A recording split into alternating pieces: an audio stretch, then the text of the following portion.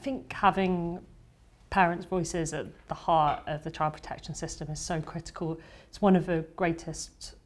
deepest powers the state has to intervene in the lives of families, and how that's done, whether that's done with compassion, listening, working alongside people, is the difference between causing deep harm or it being a process that really changes people's lives and keeps children safe. And I think that our experience in Camden has been one where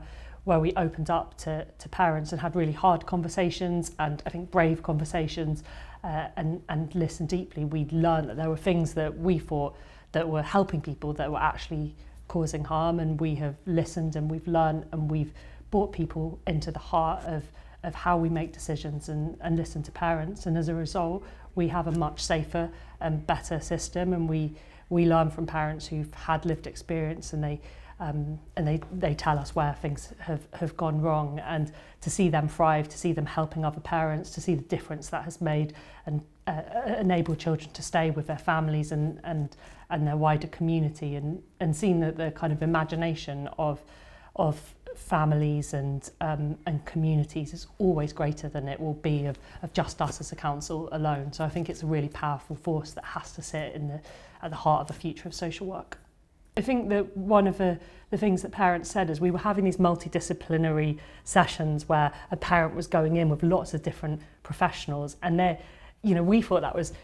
telling your story once, and that was a kind of a really helpful thing. But their experience was that they were told by multiple people that they were failing, and actually they felt that outnumbered in that space, and that they wanted to have an advocate to go into that space, and that it was one that they feared and wasn't one that they felt was a relational approach. So that was something that we shifted as a result of listening to families. And then an example that always gives me hope is we run family group conferences, but also conferences for children who are looked after, to connect to anyone in their lives that they might have lost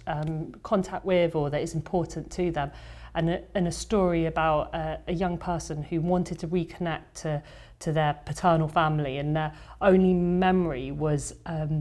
it was a house near a river, in a kind of vague place. And the person who was leading that conversation got onto Google Maps, and they found the place, and they travelled up there, and they knocked on door after door until they found this young man's family, and he was then reconnected. And for me, that is love in practice, just going the extra mile to connect a young person in this case to a community that gives them hope.